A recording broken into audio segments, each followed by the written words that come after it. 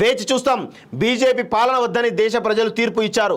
వారి ఆకాంక్ష నెరవేర్చడానికి ప్రయత్నిస్తాం అంటూ మోదీకి నైతికంగా ఘోర పరాభవం. బీజేపీ ఫాసిస్టు పాలనపై పోరాటాన్ని కొనసాగిస్తాం.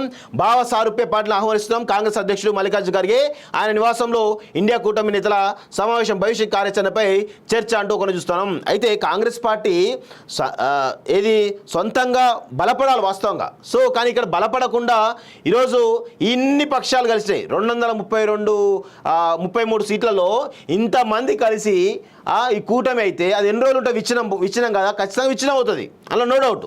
సో అందులో మళ్ళీ చూడండి, సమావేశానికి ఉద్ధవ్ ఠాకరే గైర్హాజరు, కాంగ్రెస్పై గుర్రుగా ఉన్నారని ప్రచారం అంటూ ఒకరిని చూస్తా ఉన్నాం. ఇక్కడ చూడండి, ఆ కూటమి సమావేశానికి శివసేన అధ్యక్షుడు ఉద్ధవ్ ఠాకరే హాజరు కాలేదు. ఆ పార్టీ ముఖ్య నేతలు సంజయ్ రౌత్, అనిల్ దేశాయ్ హాజరయ్యారు. మంగళవారం లోక్సభ ఎన్నికల ఫలితాల అనంతరం ఉద్ధవ్ స్పందిస్తూ బీజేపీకి మెజార్టీ దక్కనందున ప్రభుత్వాన్ని ఏర్పాటు చేసే బాధ్యత ఇండియా కూటమిపై ఉందని, ఢిల్లీలో జరిగే సమావేశానికి తాను తప్పక హాజరవుతానని, అక్కడే ప్రధాని అభ్యర్థి ఎవరనేది నిర్ణయిస్తారని ప్రకటించారు. అయినప్పటికీ బుధవారం నాటి సమావేశానికి ఆయన గైర్హాజరు కావడం అనుమానాలకు తావిస్తుంది. మహారాష్ట్రలోని సంగ్లీ లోక్సభ స్థానంలో తమ పార్టీ అభ్యర్థి ఓడిపోవడానికి కాంగ్రెస్ పరోక్షంగా సహకరించిందని ఆరోపణలు ఉన్నాయి.